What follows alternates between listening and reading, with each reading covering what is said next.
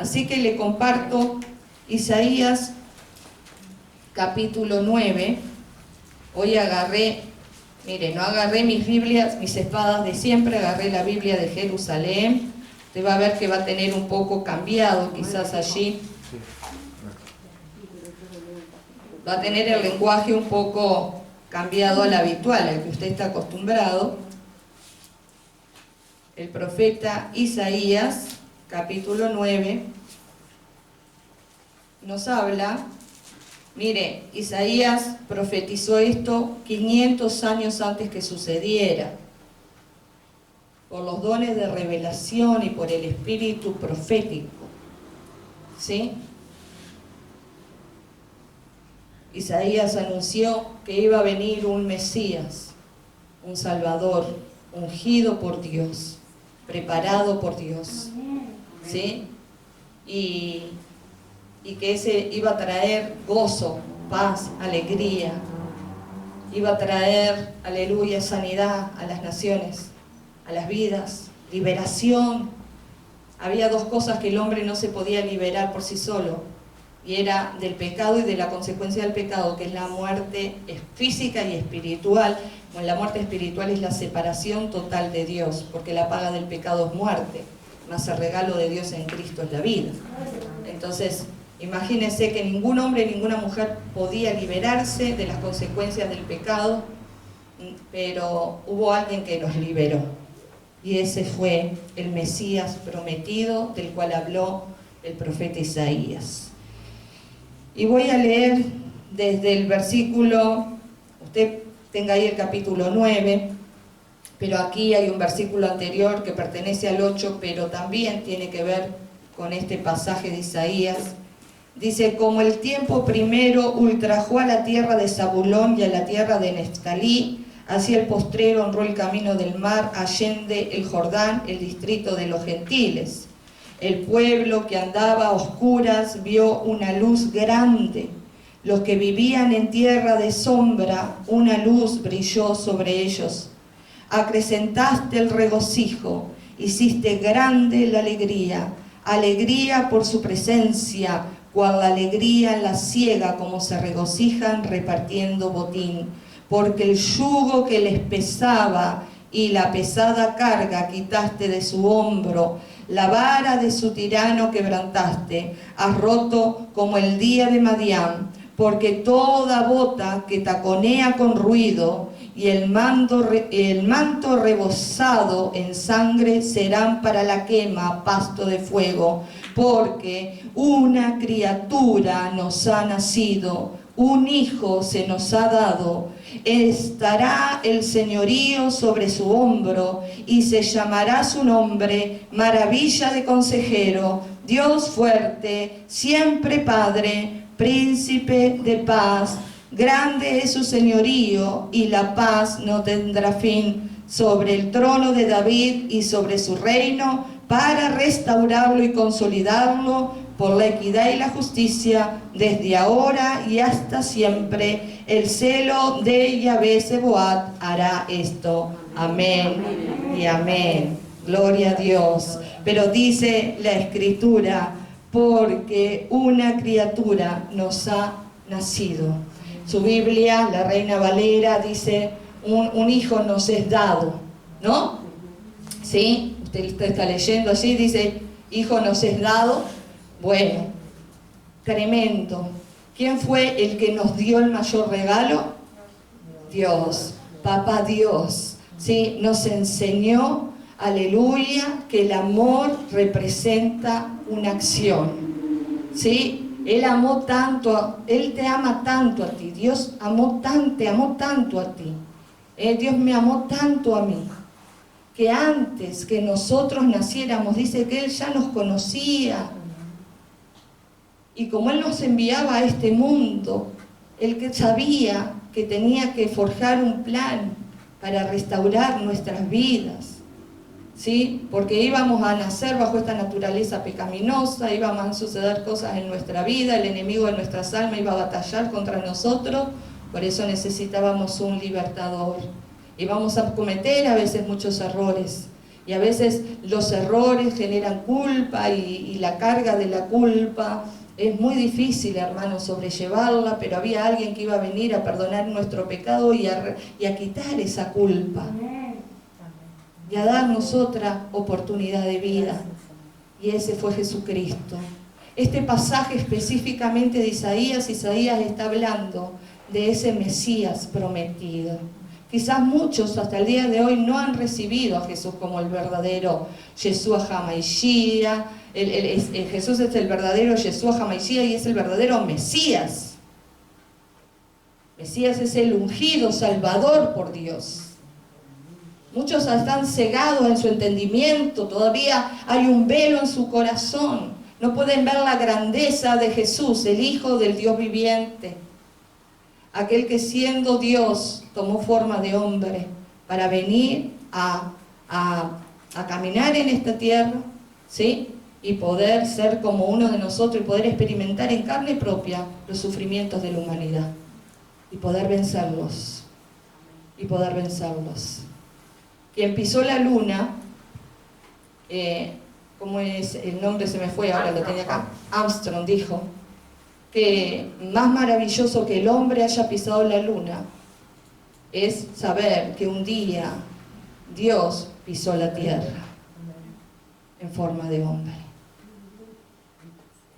Y ese fue Jesucristo. Por eso Jesús te entiende tus tristezas, entiende tus alegrías, llora contigo, se goza contigo. Amén. Entonces dice, hijo nos es dado. Acá dice, una criatura nos es dado. El amor es acción. ¿Sí? Muchas personas tienen a Dios en su boca, pero su corazón está muy lejos de Él, porque sus acciones representan que no tienen una vida en Dios. Nosotros tenemos que vivir una vida, amén, que nuestras acciones representen que hay un Dios, aleluya, que vive en nosotros y por nosotros. Dice que Dios nos ha dado. San Juan 3:16 dice, de tal manera amó Dios al mundo que dio a su Hijo unigénito, para que todo aquel que cree en Jesús no se pierda, mas tenga vida eterna. Dios nos enseñó a dar. Dios nos enseñó a dar. El amor es dar, el amor es entrega, el amor es desprenderse. El amor no es mirar por lo del uno, es mirar por lo del otro. Dios no miró por Él, miró por nosotros. Por eso nos dio esta criatura, por eso nos dio a Jesucristo, su Hijo, en propiciación para la salvación de nuestras vidas y de nuestras almas. Bendito sea Dios. Pero en esta descripción que hace Isaías acerca de los nombres del Mesías, dice que sería maravilloso consejero. Su Biblia dice admirable consejero. Lo va repartiendo ahí, ¿verdad? Pero aquí la Biblia de Jerusalén dice maravilla de consejero. Y en esto quiero detenerme. Cuando Dios creó al hombre, lo puso en el huerto del Edén, y en el huerto del Edén habían dos árboles, los cuales uno dijo Dios, ese no comáis de él, pero del otro no dijo absolutamente nada. Estaba el árbol de la ciencia del bien y del mal, y estaba el árbol de la vida. Y el hombre, por entrar en conversaciones que no eran provechosas, ya lo hablamos en otra reunión, cuidado con las conversaciones, ¿sí? Eva andaba ahí en el huerto y de golpe Satanás se incorporó ahí en la serpiente y empezó a conversar con Eva. Y bueno, y ahí consejito va, consejito viene, llevó a que desobedecieran la orden de Dios. ¿Que cuál era la orden? No tenían que comer del árbol de ¿quién? De la ciencia del bien y del mal. Del árbol de la vida Dios no dijo nada. Podrían haber comido del árbol de la vida, pero no, ellos no tenían que comer del árbol de la ciencia del bien y del mal. Y por un consejo diabólico y satánico, ¿que fueron a comer? Del árbol de la ciencia del bien y del mal. Bueno, usted ya sabe todo lo que pasó. Pero del árbol de la vida, después Dios lo sacó del huerto y no pudieron comer. Ahora, ¿qué sucede? Que el hombre, al comer del árbol de la ciencia del bien y del mal, usted ya sabe todas las consecuencias que acarrió, ¿no? Pero sí fueron abiertos sus ojos. Y el hombre aprendió a hacer el mal, como también puede aprender a hacer el bien. Pero el mal entró y el hombre aprendió a hacer el mal. Y también era el árbol del conocimiento. Entonces el hombre empezó a adquirir conocimiento, que hasta el día de hoy vemos que la ciencia ha avanzado, ¿verdad? El conocimiento ha avanzado y muchas personas, bueno, han quedado prendidas todavía en ese árbol, solamente en el conocimiento, ¿sí? En la ciencia y bueno, y es un conocimiento que si no tiene a Dios en su vida es difícil aplicar conocimiento sin la sabiduría de Dios. Puede aplicar conocimiento con la sabiduría de este mundo. Entonces, usted, la persona que no tiene a Cristo, todavía está con las consecuencias de ese árbol del conocimiento del bien y del mal. Sabe hacer el bien, sabe hacer el mal y tiene conocimiento. Ese conocimiento lo va a llevar a un consejo que quizás sea el consejo de este mundo. Pero hay otros que porque han recibido a este hijo que nos es dado, a este niño que nació en Belén de Judea, a través de este niño han comido también del árbol de la vida. Y ahora ya no estamos bajo el consejo del árbol del conocimiento del bien y del mal, si bien lo sabemos, sino que ahora se nos ha sumado algo más. Tenemos el conocimiento del árbol de la vida, de la sabiduría que viene de lo alto, de la sabiduría de Dios en cada una de nuestras vidas. Cuando Dios nos regala a Jesús, también nos estaba regalando la oportunidad de comer del árbol de la vida. Y ya no guiarnos por el consejo del conocimiento y de la ciencia, sino por el conocimiento y la sabiduría de Dios. Si usted todavía no ha experimentado esto, experiméntelo. Experimente la sabiduría del Hijo de Dios. Experimente el conocimiento y la revelación del Hijo de Dios, porque el Hijo de Dios sí es un buen consejero. Sí sabe dar consejos. Y el consejo que Cristo te da es el consejo que te va a funcionar. Por eso aquí dice que Dios en ese regalo nos estaba dando una maravilla de consejeros. Una maravilla de consejero. Hay algo en mi vida que siempre lo tuve claro. Si bien usted sabe que desde los 2 años estaba en la iglesia, siempre, desde adolescente y jovencita, a pesar de las situaciones que uno vive y de las propias luchas personales que uno tiene y de las buenas o malas decisiones que a veces uno toma, siempre tuve algo bien claro. Jesús, tú eres mi mejor amigo.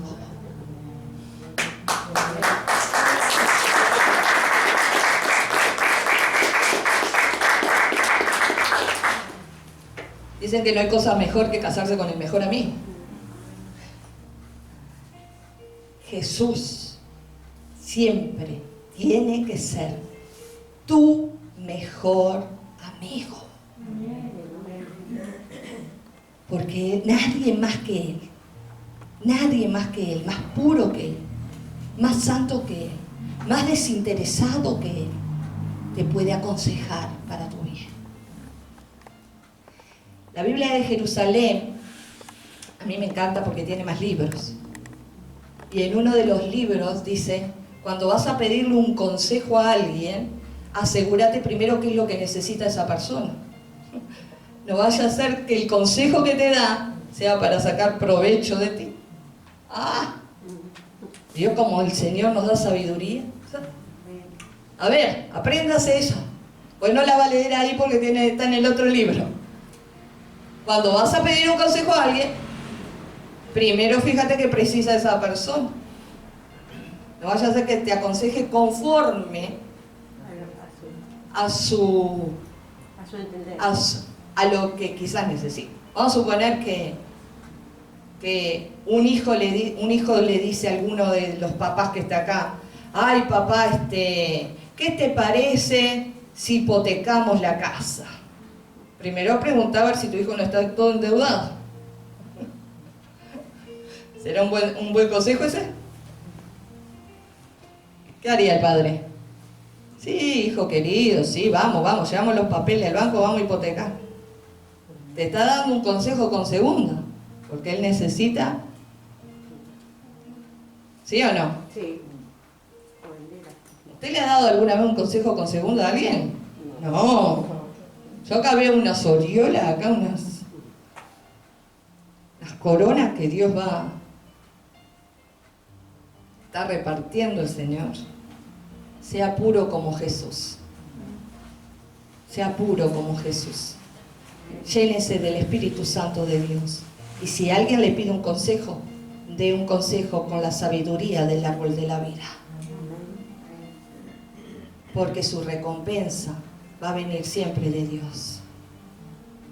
Por eso le digo, siempre tuve eso bien en claro en mi vida. Gracias a Dios, porque tengo grandes amigas y amigos. Y mi familia también, son mis amigos y mis hijas. Pero sobre todo amigo terrenal, tengo uno que no me falla. Y es maravilla de consejero. El Señor siempre me ha dado el consejo claro y oportuno. El Señor ha sido tan fiel que muchas veces el enemigo ha querido disfrazarse y querer darme consejos, pero gracias a Dios, no sé si es porque uno está en el liderazgo, sé diferenciar cuando es la voz del enemigo, cuando es mi propia voz y cuando es la voz del Hijo de Dios.